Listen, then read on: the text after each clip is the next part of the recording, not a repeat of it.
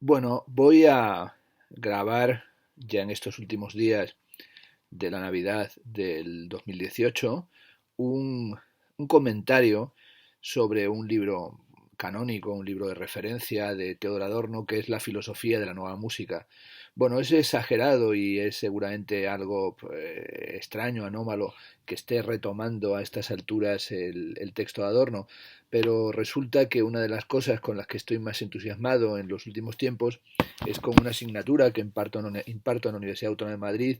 que se titula Música y fenómenos culturales contemporáneos, y eso ha hecho que tenga que volver una y otra vez a Adorno y revisar lo que sucedió en la música del siglo XX y también lo que está sucediendo en la música del siglo XXI.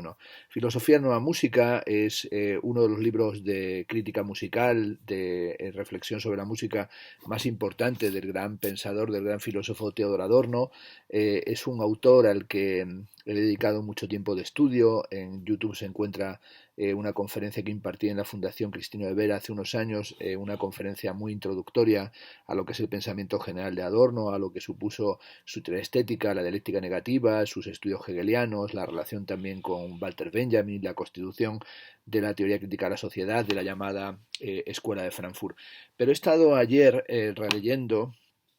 el texto, el ensayo sobre Stravinsky, su famosa diatriba, esa crítica brutal que dirige a Stravinsky y que se publicó en el año 1948, o así lo firma en el prólogo que está firmado en Los Ángeles, California, el 1 de julio de 1948. Tengo aquí la edición de las obras completas de Adorno que publicaron en libro de bolsillo en la editorial Acal, que es una edición que nunca estaremos suficientemente agradecidos al esfuerzo que hizo Acal en ir traduciendo y en publicar las obras completas de Adorno. Aquí explica la razón para incluir este texto sobre Stravinsky en su filosofía de la nueva música. Nos explica cómo la Zeitschrift für Sozialforschung, la revista para la investigación social, en esa publicación de la llamada Escuela de Frankfurt en los Estados Unidos, publicó en el año 1938 un ensayo también decisivo titulado sobre el carácter fetichista de la música y la regresión de la audición, y que bueno, sus estudios y los textos que fue publicando sobre Schoenberg y sobre la escuela y sobre los seguidores de Arnold Schoenberg, pues le llevaron a pensar que tenía que componer un libro de filosofía de la nueva música. Y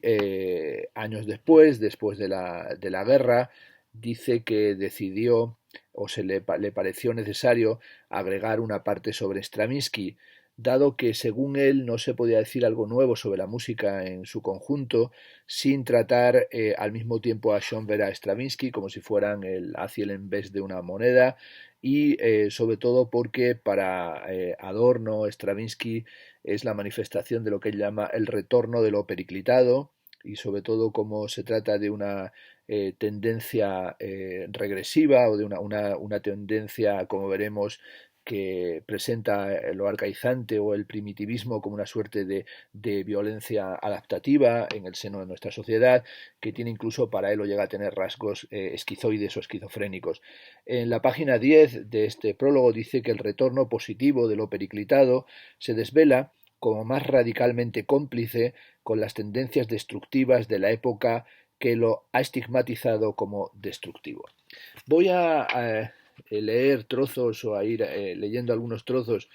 del ensayo sobre Stravinsky, que en esta edición que tengo en mi mano va de la página 121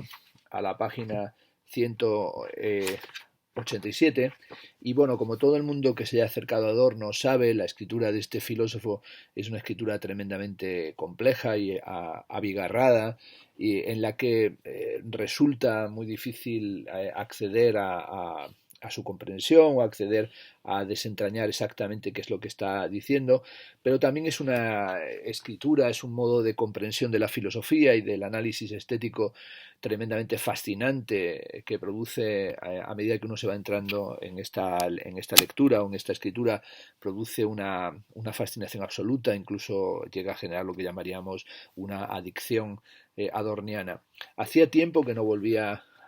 a leer este ensayo de Stravinsky y, como digo, o de Adorno sobre Stravinsky. Ayer por la tarde me puse a leerlo y estuve hasta por la noche entregado a la lectura de estas páginas que me han vuelto a parecer fascinantes. Incluso me ha dado la impresión, respecto a lecturas anteriores,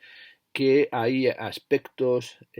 casi, diríamos, marginales o hilos del impresionante tejido de este texto que nos presentan también una suerte de admiración soterrada o subterránea de Adorno por ciertos pasajes compositivos de Stravinsky. Y también me da la impresión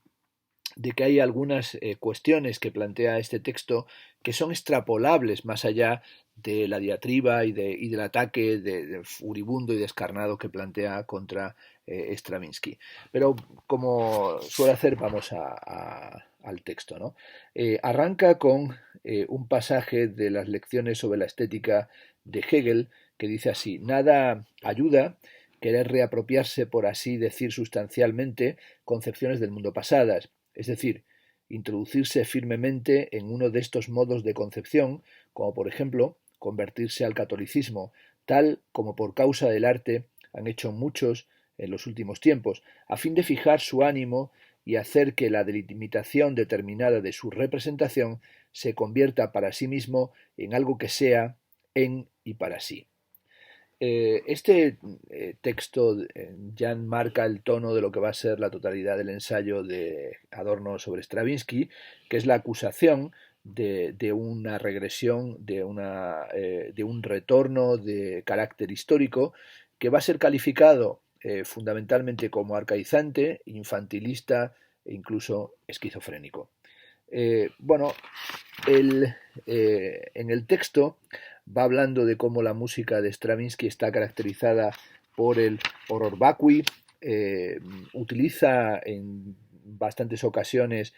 para referirse a la música de Stravinsky el papel que cumple Jean Cocteau o las reflexiones y las consideraciones de Jean Cocteau en torno a la consagración de la primavera, y también los análisis de Federico Nietzsche en torno a Wagner, desde la fascinación wagneriana hasta la diatriba contra Wagner que se plantea en el ensayo introductorio de revisión de su admiración por Wagner en El nacimiento de la tragedia, en el espíritu de la música, pero también más adelante en el caso Wagner. Para Nietzsche, la música moderna, dice aquí Adorno en una nota, se constituye como portadora de significado y tiene su ser meramente en ser más que solo sonido, y no puede, por tanto, descomponerse en ilusión y realidad. Stravinsky no emprende para Adorno meramente un juego estético, sino que tiene que ver con una regresión en relación con la barbarie. Empieza Stravinsky, como señala Adorno, como un compositor oficial del ballet ruso, y desde Petrushka sus partituras diseñan gestos y pasos que se apartan más y más de la simpatía por el personaje dramático. Adorno lanza un ataque furibundo a lo largo de todo el ensayo contra Stravinsky, pero también contra los seguidores de Stravinsky, lo que le sucede, pero también incluso hace una especie de genealogía en la que su ataque también va dirigido contra las posiciones de Debussy e incluso contra el Parat de Eric Satie, al que considera un compositor sin capacidades propiamente compositivas. Viene a señalar que si hay algo admirable o si parece que hubiera perfección en la música de Stravinsky, es solamente la perfección de las acrobacias, es decir, se trata de un acróbata que sume la música en el ambiente o en las atmósferas del cabaret literario artesanal, pero su música no es otra cosa que la transfiguración romántica de una música bufonesca o de la actitud del payaso, y es una música que expresa seguridad, pero que traza la imagen de una esperanza desesperanzada. La reflexión de largo alcance y el ataque furibundo que aquí se lanza contra Petrushka y contra la música o lo grotesco y los melismas gastados y tediosos de la música en Petrushka, le llevan a Adorno a señalar que esta es una música sentimental, kitsch, o incluso nos dice gaga, y que toda esa música de viento, e incluso que esa música de viento que suena como un organillo, es en realidad la apoteosis de la música ratonera. Bueno, esta afirmación de que la música de Stravinsky es la apoteosis de la música ratonera, bueno, requeriría, por ejemplo, que escucháramos un pasaje, aunque sea uno, de la consagración de la primavera, y voy a poner un conocidísimo pasaje de esta composición de Stravinsky, dirigida en este caso por Gustavo Dudamel, dirigiendo la orquesta Simón Bolívar en una grabación de abril del 2013 en un concierto que se dio en Caracas. Vamos a escucharlo, seguramente en esta forma de reproducción se escuchará un poquito más.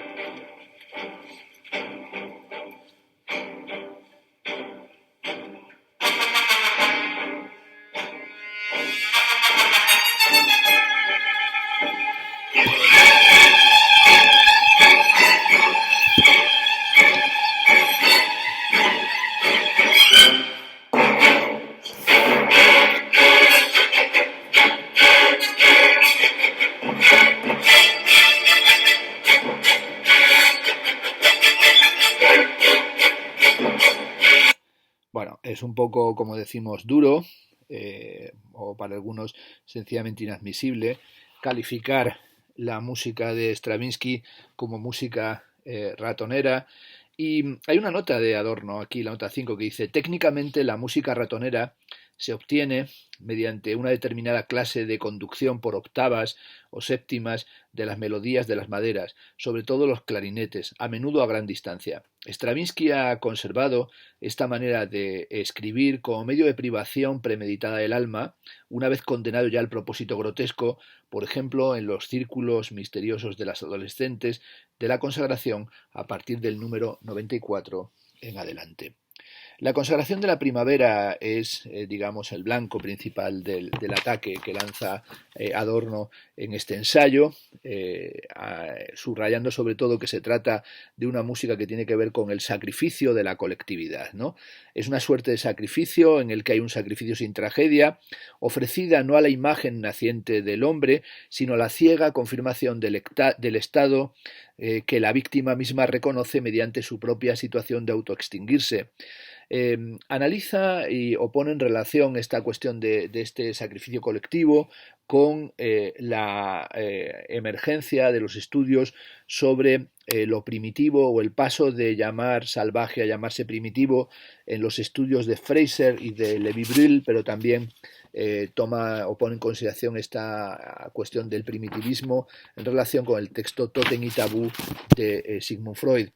pero también con la fascinación del arte de vanguardia, con la escultura negra, que todo para él tiene que ver con un telos reaccionario, que sería el recurso a la protohistoria, que antes parecía servir para la emancipación del arte oprimido y que hoy establece las pautas de su propia reglamentación. Es algo que se encontraría, por ejemplo, en lo que llama aquí Adorno el gauguinismo, es decir, la estética de Paul Gauguin y también las simpatías de Cocteau por lo primitivo o por lo primordial. Esto sería en cierta medida la manifestación de una presión burguesa que reifica los propios fantasmas de la naturaleza y que en buena medida parece que estuviera buscando a través del primitivismo la liberación, pero en realidad se encadena a una opresión salvaje. La consagración de la primavera, simplificadamente para Adorno, sería una pieza virtuosa de la regresión. Es el intento de dominar la naturaleza, pero en realidad, aparentemente al abandonarse a ella, lo que hace es llevarnos a un estadio absolutamente regresivo, dado que la imitación de los salvajes tiende hacia lo prodigioso objetivista, pero en realidad sucumbe en el seno de lo temido. La consagración de la primavera en la estela de los análisis de Sigmund Freud de Totem y Tabú podría pensarse como una manifestación del délire de toucher, del delirio de tocar, que sería la manifestación, en cierto sentido, de la prohibición del incesto. Pero también esta música es una música de feria, de esa música de feria característica de la estética francesa en torno a 1910, pero también esa música francesa que Ferial, que dice él, tiene en Stravinsky el mismo rol o juega el mismo rol, el mismo papel que tiene la guitarra y la mandolina en el comienzo de la pintura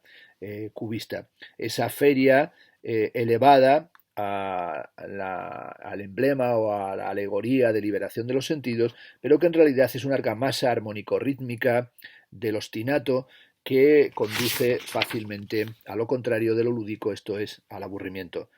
Frente a ello se levantaría la tradición de la música alemana, Schoenberg incluido, que se caracteriza desde Beethoven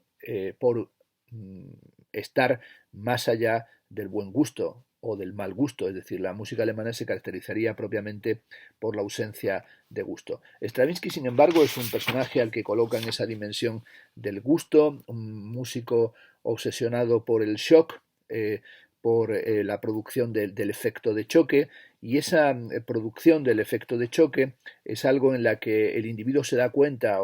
bueno, más que dar cuenta, sufre a través del shock su condición de inanidad, su condición de nulidad frente a el avasallamiento de la propia cultura técnica, es decir, del dispositivo mastodóntico de la megamáquina, que es propiamente el sistema de lo contemporáneo. Ese análisis del papel del shock en la música de Stravinsky es puesto en relación por Theodor Adorno con los análisis que el propio Walter Benjamin hace sobre algunos temas de Baudelaire del efecto del shock, que es un asunto que también evidentemente Walter Benjamin trata en la obra de arte en la época de su utilidad técnica, y es bastante interesante cómo Adorno remite a los Schriften, a los escritos,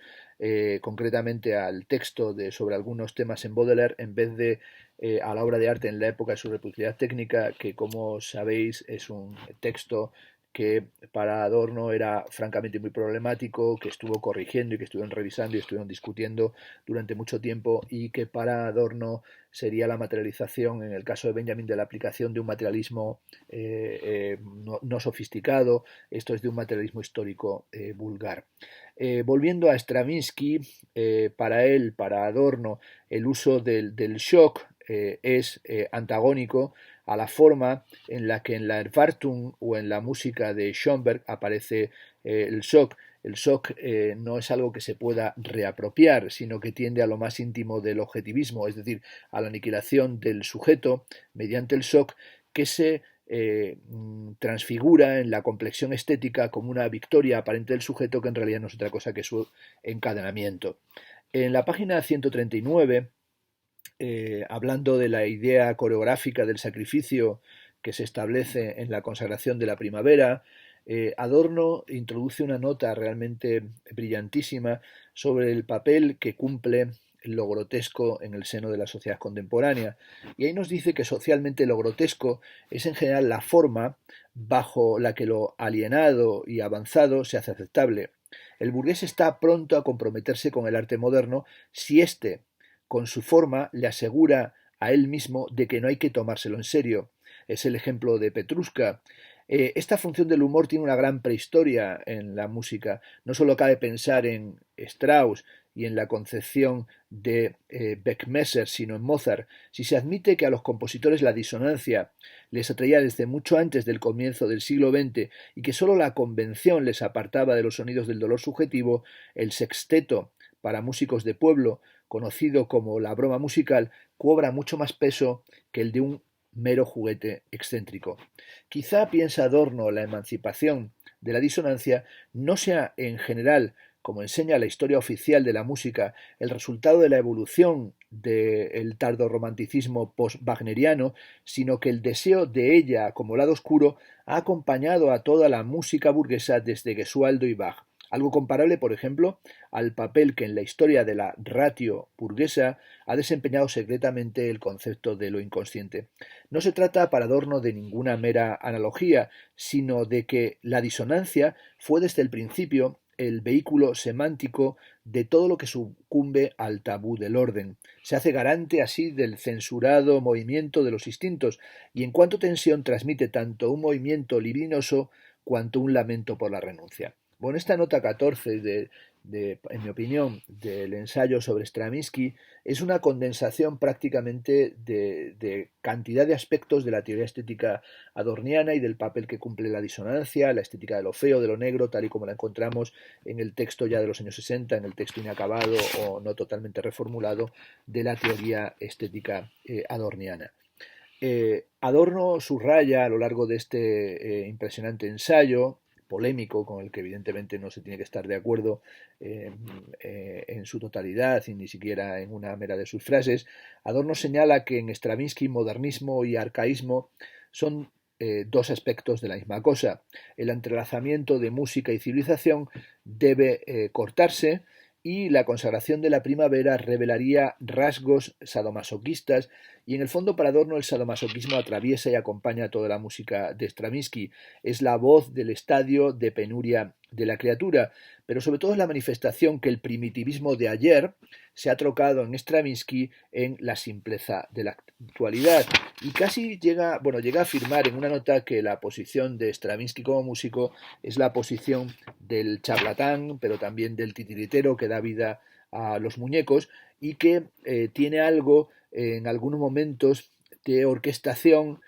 straussianamente lujuriante, dice en un pasaje, ¿no? Atacando evidentemente aquí a Strauss. Si ataca el arcaísmo de la consagración de la primavera como manifestación de lo que él llama una comunidad regresiva, le va todavía mucho peor a la historia del soldado de Stravinsky, que es calificada por Adorno como una manifestación de la regresión infantil o de una música deliberadamente infantiloide. Bueno, cuando se adentra en toda esta parte del comentario de la historia del soldado, analiza el papel de lo amorfo en la música de Stravinsky y cómo frente a Schoenberg en Stravinsky lo amorfo no tiene nada de libertad, sino que se asemeja a lo coercitivo de la naturaleza, dado que, bueno, finalmente la estética de lo amorfo no sería otra cosa que la rigidez del proceso de la génesis. Bueno, esta reflexión sobre el carácter regresivo y la falta de libertad en el seno del amorfo es algo que, como digo, es un hilo del que se podría tirar si, por ejemplo, pensáramos en el papel que tiene lo informe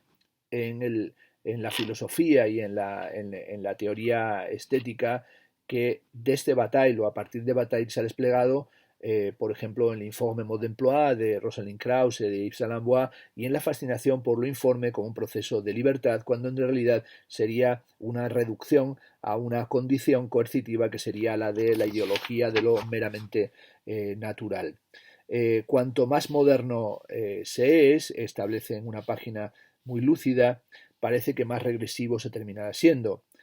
Al romanticismo temprano le interesaba la Edad Media, a Wagner el politeísmo germánico y a Stravinsky el clan totémico. Bueno, esta idea de cuál es el tiempo histórico, incluso el tiempo más allá de la historia o el sustraerse a las dinámicas de la historia en el propio proceso de la modernidad, es una cuestión sumamente interesante que en estas tres líneas Adorno deja caer, pero que va a desarrollar con más propiedad en otros de sus textos. La creencia en que lo arcaico está sin más a disposición estética del yo, no es otra cosa que una superficialidad, mera fantasía, hija del deseo. El punto de vista que Adorno tiene a partir de la página 148 sería el de la unificación o el del entrelazamiento de esta regresión arcaica o totémico-clánica con la enfermedad mental. Y ahí nos dice que mientras los burgueses acusan a la escuela de Schoenberg de locura porque no les hace el juego y encuentran a Stravinsky ingenioso y normal, la constitución de la música se ha desprendido de la neurosis obsesiva y más aún de su aguzamiento psicótico, la esquizofrenia. El arcaísmo se convierte en Stravinsky en modernidad y el infantilismo, o eso que llama infantilismo de Stravinsky, sería una conducta que se asemeja a la de ciertos enfermos mentales. El individuo representa trágicamente su propia disociación. En la página 149, que es una página que también me ha parecido en esta relectura sumamente interesante, habla o establece esta analogía entre Stravinsky y la reacción, pero también la regresión infantil y el trastorno mental, cuando habla de una autoanulación de la destreza inconsciente o de la acomodación a la ciega totalidad. La obsesión por lo sacrificial que se encuentra en la consagración de la primavera tiene que ver para Adorno con la reflexión como una copia estética que atenúa la angustia y refuerza la seducción. Este momento, dice, sosegador, armonizador, de transferencia de lo temido al arte, herencia estética de la praxis mágica contra la que sublevaba todo el expresionismo hasta las obras revolucionarias de Schoenberg, esta armonización triunfa como mensajero de la edad de hierro en el tono despectivo y cortante de Stravinsky. El gesto esquizofrénico de la música de Stravinsky es una suerte de ritual para superar la frialdad del mundo. Bueno, una frialdad del mundo que lleva a veces a Adorno estos análisis a salidas de tono realmente salvajes, ¿no? Como cuando dice, nada sería más erróneo que entender la música de Stravinsky en analogía con lo que un fascista alemán llamó imaginería de los enfermos mentales. Bueno, aquí en nota a pie de página se dice que es una alusión al psicólogo, psiquiatra, filósofo e historiador del arte Hans Prinzhorn. Bueno, es un error de la nota, de la traducción, dado que Prinzhorn no es un fascista alemán. Prinzhorn es un psiquiatra, autor del famoso texto sobre las expresiones artísticas de los enfermos mentales, influyente absolutamente en el desarrollo de la modernidad, como sería en la llegada de ese libro a manos de Paul Eluard y André Breton, que lo llevó hasta París Max Ernst, y en todas las consecuencias que eso acarreó, como sabemos más adelante, en Jean Dubuffet, o en la relectura del arte bruto, o la relectura del arte outsider por parte, qué sé yo, incluso de Harold Seman en su famosa revisión del material de Prinzhorn, del psiquiátrico de Heidelberg, pero lo que se está refiriendo específicamente es a Das Entartete de Kunst, es decir, al arte degenerado y a la forma en la que los nacionalsocialistas se apropiaron y utilizaron esta dimensión del palergon, de la comparación entre el arte de los enfermos mentales y el arte de vanguardia para desacreditar, para atacar de la forma violenta el arte de vanguardia. Bueno, siguiendo con el texto, nos habla también de cómo la música de Stravinsky tiene algo de música frívola o incluso de dandismo, una música en que en su fisonomía se mezcla el payaso con el alto funcionario y maliciosamente se inclina, dice, ante el público, se quita la máscara y muestra que debajo no hay rostro sino un muñón. El indolente dandy del esteticismo de antaño, saciado de emociones, se revela como un maniquí, el mórbidamente marginal como modelo de innumerables normas que aparecen ante sí. El shock de la deshumanización aparece aquí como una frivolización, como una dimensión de lo superficial, pero también con esa dimensión infantilista o esquizofrénica que se convierte en temática en, según Adorno, la historia de un soldado. Ese fenómeno de regresión lo va a analizar de la mano del texto de Otto Fenichel, The Psychoanalytic Theory of Neurosis, publicado en el año 1945 en Nueva York, que está traducido en la editorial Paidós en el año 1973. Otto Fenichel hablaba del fenómeno de la regresión, y aquí lo que subraya Adorno es que la teoría psiquiátrica de la esquizofrenia habla de la despersonalización, un movimiento de defensa contra el narcisismo dominante, esa condición del cuerpo como algo ajeno, que sería la escisión esquizoide que atraviesa la historia del soldado de Stravinsky. El rechazo de la expresión es el momento más evidente en la despersonalización de Stravinsky, en una esquizofrenia que tiene que ver con el comportamiento clínico en la hebefrenia. La indiferencia del enfermo en la hebefrenia con respecto a lo exterior es algo que encuentra también Adorno en la música stravinskiana. La frialdad de los sentimientos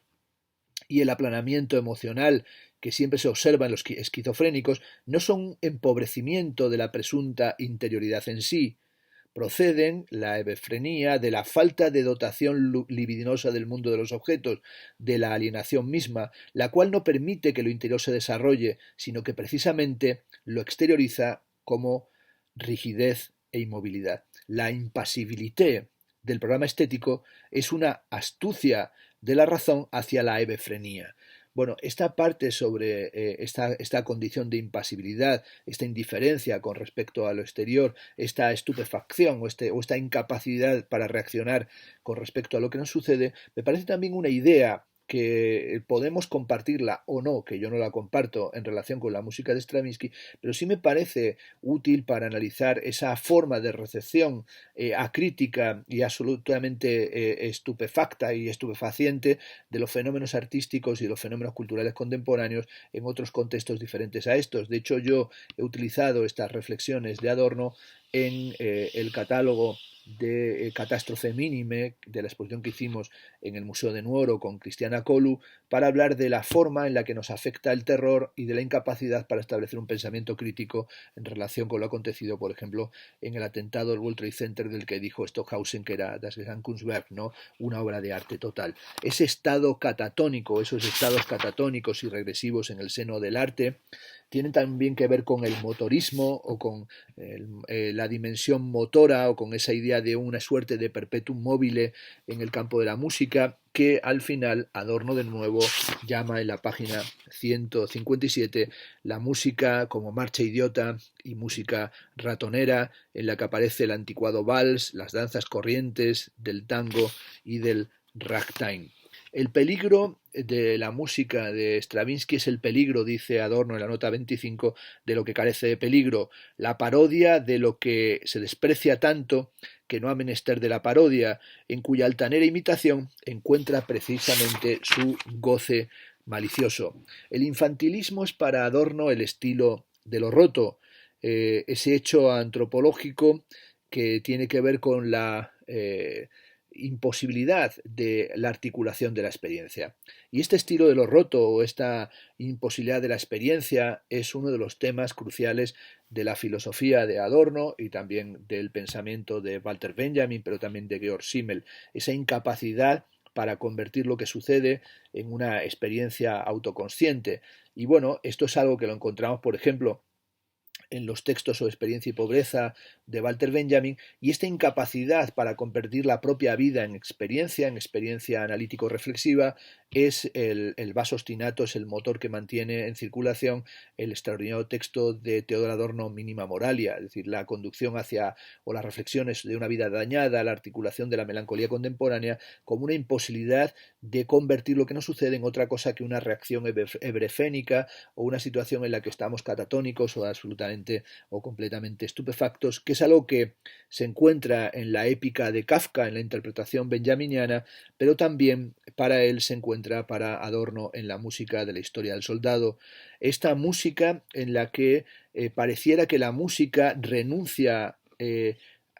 a la tragedia y a la verdadera vida, tal vez porque ya no existe algo así como la vida. Stravinsky es el ejemplo de la música en su fase infantilista, pero también es el ejemplo de la tendencia de la época, que sería la tendencia a escribir música sobre música, que es algo que se desarrolla principalmente en el siglo XX, como una especie de recuerdo infantil perpetuo, pero también como una dimensión de la música atascada en la incapacidad para generar nuevos motivos, para generar nuevas disposiciones musicales, y sobre todo como si los compositores estuvieran atrapados en el círculo del ocurrente o en el círculo de las ocurrencias. La dimensión de la música, esta música regresiva, infantiloide, esquizofrénica, en los ataques que le está haciendo constantemente Teodor Adorno, es una música aparentemente abierta, pero en realidad totalmente forcluida, totalmente cerrada, y frente a esa aparente apertura y radical cerrazón de la música de Stravinsky, coloca en un pasaje en la página 162 Adorno la figura de Picasso, del que dice que sus calculados errores, los calculados errores de Stravinsky, están emparentados con los contornos abiertos de cierta legítima pintura contemporánea como la de Picasso, que desmienten toda compacidad de la configuración de la imagen. Bueno, a Picasso le dedicó en alguna ocasión, tal vez lo trataré en algún vídeo, le dedicó pocos pero puntuales e interesantes análisis Adorno, que no tuvo particular sensibilidad hacia las artes plásticas. En algunos casos se dice que tiene que ver con la condición del pensamiento judío o la prohibición de las imágenes, pero en realidad Adorno lo que fue un analista radical de la experiencia musical o de la historia de la música o de las manifestaciones de la música contemporánea, con análisis también fabulosos de la música en Mahler, en Alban Berg, en Richard Wagner, pero lo fundamental era su aproximación a la filosofía, la música y la literatura, por ejemplo, en su impresionante texto Tentativa de interpretación de final de partida de Samuel Beckett, y a la pintura le dedica muy pocos análisis. Por tanto, cuando aquí habla de la pintura de Picasso, de contornos abiertos, de una cierta legitimidad, atribuyéndole importancia al arte de Picasso, resulta difícil saber a qué se refiere, aunque también hay momentos en los que establecen analogía entre el camino hacia lo neoclásico de Picasso, que va de la mano de Jean Cocteau, con el camino hacia lo neoclásico de Stravinsky, y cómo en el caso de Picasso estaría formalmente y estéticamente legitimado, mientras que en Stravinsky sería un apegarse o un adaptarse al viento de las modas del momento en el que tal cosa sucedió. Dedica, como dije, páginas muy interesantes a la relación con Debussy, al papel que tendría Debussy, también a la relación del propio Debussy con Wagner, del que aparentemente se habría separado, y cómo en Wagner la categoría metafísica básica de su música es la renuncia y la negación de la voluntad de vivir, en una clave claramente schopenhaueriana. La victoria del ingenio stravinskiano, la victoria del ingenio de Stravinsky, sería la de haber marcado la transición desde Debussy y cómo hay una suerte de relación con la pintura impresionista, pero también con el cubismo, como una vaga comunidad de Zeitgeist, de espíritu del tiempo, pero también cómo aquí la música, dice Adorno, va cojeando detrás de los logros de la literatura y la pintura de su tiempo. La victoria del ingenio pictórico, dice Adorno, sobre el musical se acomoda al rasgo positivista de la época entera. Toda pintura, incluso la abstracta, para Adorno, tiene su pathos en lo que es, y toda música, sin embargo, supone un devenir, y a este quiere sustraerse Stravinsky mediante la ficción de un mero ser ahí. Esta relación también entre pintura contemporánea, entre pintura de vanguardia y música de vanguardia, música contemporánea, es un tema que, como digo, me interesa sobremanera, y es uno de los asuntos que me está haciendo que me aproxime de nuevo a la musicología adorniana y en general a la teoría de la música del siglo XX y del XXI. Stravinsky y su escuela, dice en la página 168, preparan el final del bergsonismo musical. Bueno, en una nota a pie de página, alude también en la nota 31 a esta cuestión del versonismo musical. Es algo que no desarrolla en este caso, pero tiene que ver con el tiempo y con la cuestión del tiempo y la duración, pero también con la regresión temporal, con la regresión infantil del tiempo que se encuentra en esta música, que tiene dentro de sí el rasgo de la violencia, pero en realidad es una violencia que tiene un carácter de asunción absolutamente decadentista. En Stravinsky la violencia es una adaptabilidad versátil, es una obediencia tenaz, nos dice en la página 174, y responde al modelo del carácter autoritario o de la personalidad autoritaria, tal y como fue analizada por la Escuela de Frankfurt en los Estados Unidos. La obediencia, dice en la página 174, impertérrita, se explica como principio estético de estilo, como buen gusto, como ascesis que degrada a kitsch la expresión y la marca del recuerdo del sujeto. La repetición autoritaria de algo no existe tanto por una dimensión de intelectualización, sino que la repetición autoritaria, dice Adorno, toma al oyente como si fuera un tonto, es decir, le trata absolutamente como un tonto. Y esa búsqueda de la autenticidad sería el rasgo del esteticismo subjetivo, ese esteticismo del que se habría aparentemente curado Wagner cuando fingía amar a Rossini, o que se encuentra, por ejemplo, en la música de Offenbach. Adorno, en el texto, llega en las últimas páginas a subrayar cómo la música de Stravinsky es una música que tiende hacia lo neoclásico, como una tendencia autoritaria, como la búsqueda de un pathos de la autenticidad, y esa renuncia al ademán de la autenticidad se convierte para él en la única indicación de la autenticidad de la obra. Stravinsky está escarmentado, dice Adorno, de la seriedad estética, y contra su propio espíritu de ilustración paga también el tributo de la heteronomía, dado que su integración es una integración absolutamente atomizada. Ha renunciado, según Adorno, Stravinsky al despliegue de la verdad,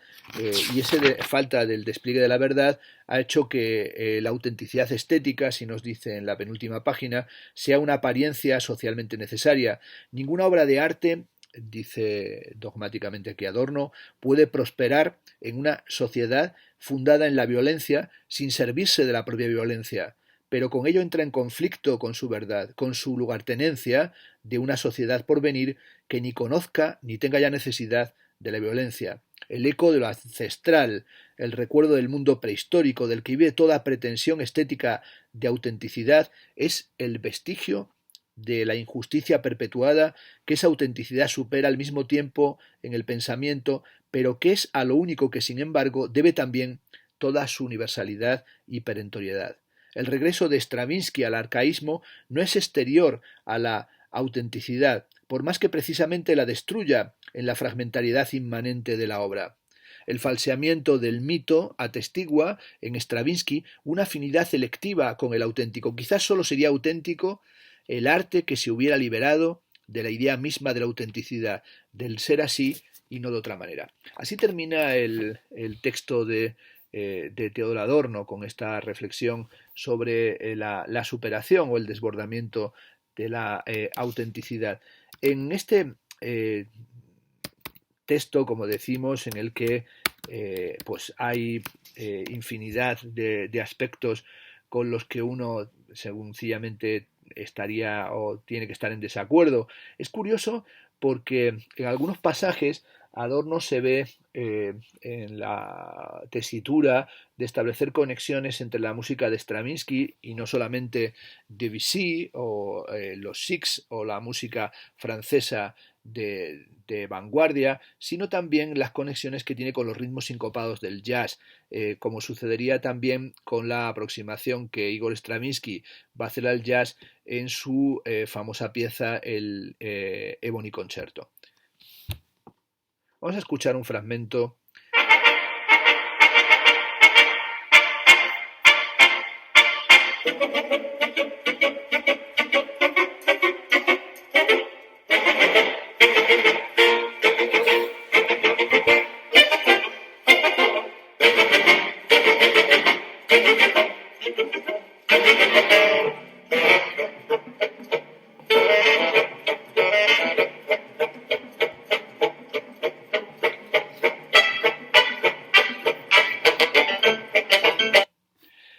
He vuelto estos días no solamente a